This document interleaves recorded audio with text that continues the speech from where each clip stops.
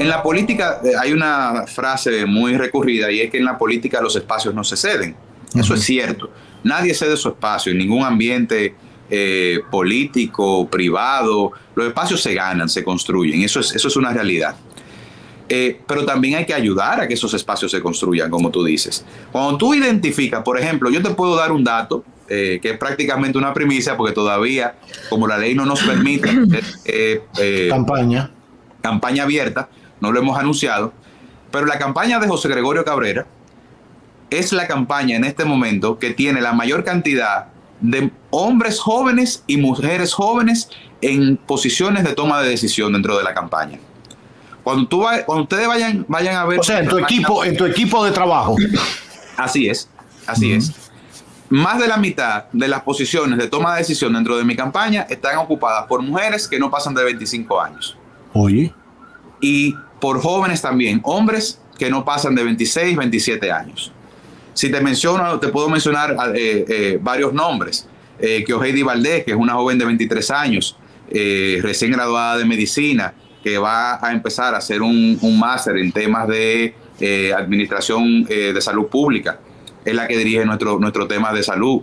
Tenemos, por ejemplo, a Wander Pulinario, que es un joven abogado brillante de unos 24, 25 años, que es nuestro coordinador también de relacionamientos. Tenemos ahí a Vantroy Pérez, que también un joven de 25, 24 años, que es nuestro encargado de interrelaciones con las academias, con las universidades. Y así te puedo ir mencionando una serie de nombres. Eva Pérez también, que tiene a su cargo, Eva Sierra, que tiene a su cargo todo el tema de las relaciones internacionales de la campaña. Es la que nos está conectando con personas en Estados Unidos, en Europa, con el Centro Republicano Internacional. Y es una joven que tiene 24 años, Roberto. Entonces... Oye. Si yo, que he sido un abanderado de ese tema, no lo aplico en mi propia campaña, ahora que tengo la oportunidad, entonces ¿quién lo va a hacer? Claro. Si yo no le doy la exposición a esos jóvenes, que yo sé que tienen la capacidad, que yo sé que tienen el deseo, que yo sé que tienen la responsabilidad, ¿quién lo va a hacer? Entonces, ahora, dándosele la oportunidad, ellos tienen que hacer también su parte del trabajo, como decía Miralba, y recorrer su propio camino. Pero hay que darles la oportunidad. Por último, José Gregorio, ¿cómo finalmente el partido, sé que ya han decidido no irán a primarias, cómo finalmente van a escoger los candidatos? Porque ahora hay muchos que están corriendo, o sea, hay muchos precandidatos, en algunas ya están las plazas un poquito más definidas, pero ¿cómo va a ocurrir en Fuerza del Pueblo? ¿Cuándo se sabrá definitivamente si eres el candidato para formalmente empezar la campaña? Bueno, nosotros tenemos ya una decisión de la dirección central y de la dirección política del partido, y es que los métodos que se van a utilizar será por encuestas y por asamblea de delegados. Las encuestas van a ser con la contratación de varias compañías renombradas que van a medir en aquellas demarcaciones donde haya más de 20 aspirantes, tanto para diputados como para regidores.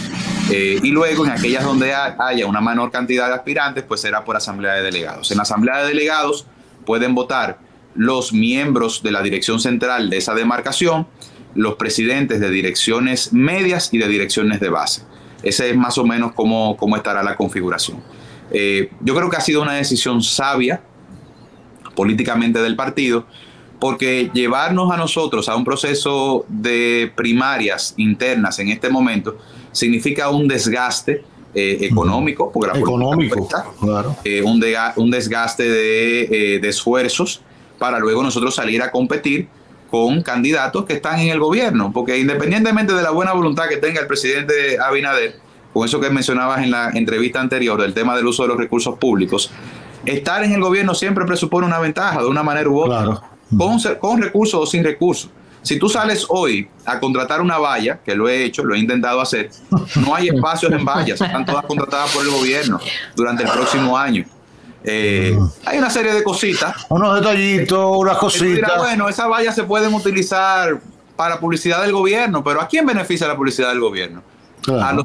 ¿A los candidatos de la oposición o a los candidatos del gobierno? Claro, literalmente. Entonces, directa o indirectamente, estar en el gobierno siempre, al menos que el gobierno no esté haciéndolo de manera desastrosa, siempre beneficiará a los candidatos de ese partido. Pero nosotros le apostamos a hacer una política diferente. Nosotros le apostamos a una política que más que costosa sea cercana, una política que nos lleve a estar cerca de la gente, a compartir con ellos, a entender sus necesidades. Tú decías ahorita que me has visto recorriendo los diferentes barrios de la circunscripción, y es así, no nos hemos detenido. Desde que tomamos esta decisión, yo no me he parado. De hecho, hoy estoy en mi casa porque los lunes ahora son los nuevos domingos míos. Claro.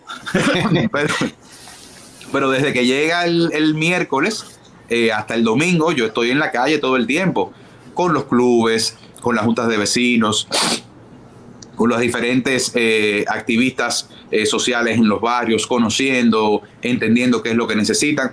Y tú sabes con lo que yo me he encontrado, Roberto, que las necesidades de la gente en nuestros barrios, en nuestros sectores, a veces son tan básicas como llamar a la compañía de electricidad para que le cambien un farol del alumbrado público. Público, claro. A veces son tan básicas como ayudarlos a unirse en una junta de vecinos para poder afrontar los problemas básicos de drenaje pluvial, de seguridad de sus sectores. Mucha gente le tiene miedo a incurrir en política porque dice que eso es mucho dinero, que es muy costoso. Sí, hay que invertir recursos, eso es cierto, pero también lo que hay que invertir es el deseo de hacer las cosas bien.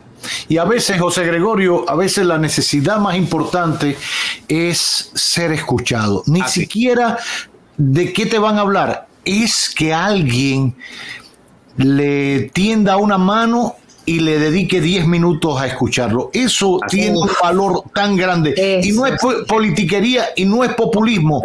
Es simple y llanamente sensibilidad humana. Aquel político que pase por encima de eso no es político, literalmente. Y yo sé que tenemos que irnos, pero te cito, yo en lo particular, ustedes me conocen, yo no me gusta el estilo quizás más tradicional de estar dando cosas y subiendo fotos de que vean que uno está dando cosas. Yo creo que la necesidad de la gente y la dignidad de la gente hay que respetarla. Claro. Totalmente de acuerdo. Y yo, gracias a Dios y muchos amigos que nos ayudan a ayudar, porque esa es la realidad, tengo muchos amigos que me ayudan a ayudar, hemos podido llegar a la necesidad de mucha de la gente que hemos ido conociendo. Y como tú decías, mira, recientemente tuvimos un caso de una familia que lamentablemente perdió todo en un incendio en su casa. Fuimos a visitarlos para entender qué era lo que necesitaban. Y a veces que me ayuden a agilizar a que el acta salga más temprano para que yo pueda limpiar, porque no han venido a revisar de los bomberos o de Desur. O sea, lo que te quiero decir que a veces son cosas tan sencillas que con tú escucharlos y tú guiarlos y poder decirle, mira, hay que llamar a tal sitio o hay que ir a tal sitio, a veces con eso basta. O de tú decirle, mira, vamos entre todos a comprar la pintura que necesitamos, pero yo voy a venir también a pintar contigo. O sea, no solamente te mando algo porque tú necesitas que yo te dé, no, es tú estar con la gente, tú acompañarlos en su momento de dolor, que sepan que hay alguien que también le duele. Y yo creo que esa es la mitad del trabajo de un político que quiere hacer las cosas bien. Qué bien. Bueno, por último, ayúdanos en algo. Nos ha sido muy difícil entrevistar a tu querido amigo Omar Leonel Fernández. Yo les ayudo. Sobre todo para saber por fin qué va a ser. Quizás tú sabes, una orejita, qué va a ser Omar Leonel Fernández. No te metas en eso, es un gancho. Yo sé que Omar es un gran amigo, como tú acabas de señalar. Sí.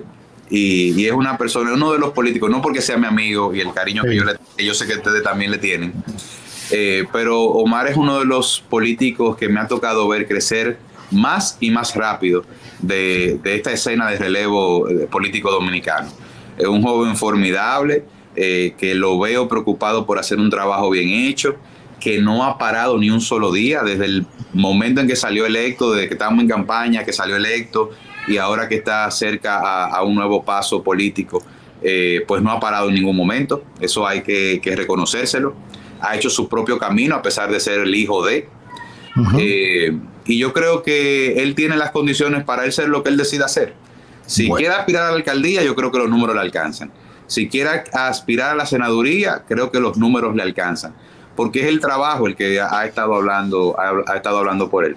Yo creo que él ha sido muy prudente en no decir una cosa u otra, esperando sobre todo que el partido tuviera la oportunidad de negociar las alianzas que fueran necesarias y de hacer las cosas que tuviese que hacer.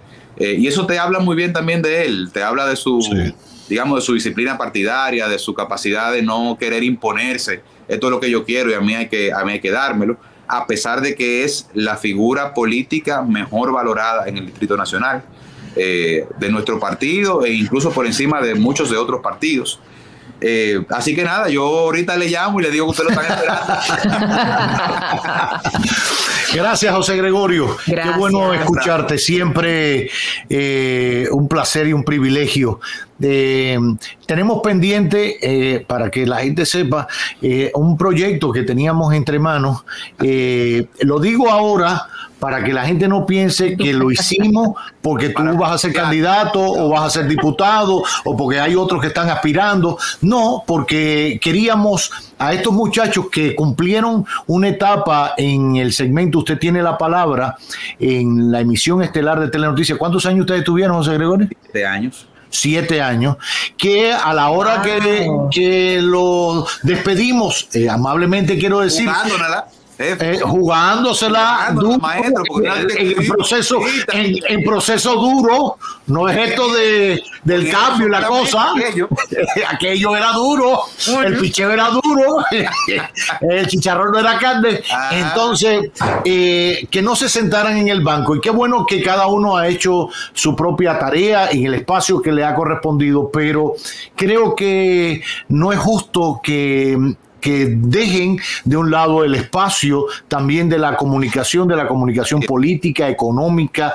Creo que estando ustedes en ese momento hicieron un aporte grande a la educación legal, a la educación del derecho, a que la gente conociera mucho más cómo se puede y se debe aplicar la ley en nuestro país. Así fue responsabilidad tuya, de José Martínez Hoppelman, de Lenis García, de Martínez Brito, Ricardo Pérez Fernández, de Martínez Brito, Julio Peña, nuestro querido embajador ante la OASI hoy. Qué bueno, uno se siente orgulloso, ¿no?, de que sus amigos no solo estén en posiciones claves, sino que estén en posiciones claves de la sociedad para seguir aportando. Queda la invitación para hacer lo posible de lograr un espacio nuevamente entre todos reunidos en una mesa para seguir. Ya tú lo tienes en la cabeza y todo, como debe ser, como corresponde. Lo vamos a hacer. Así que nada mejor que defender a José Gregorio Cabrera hoy, que busca ser el candidato primero por Fuerza del Pueblo y luego diputado por la circunscripción 1 de este partido aquí en el Distrito Nacional, porque hoy y siempre él tendrá la palabra.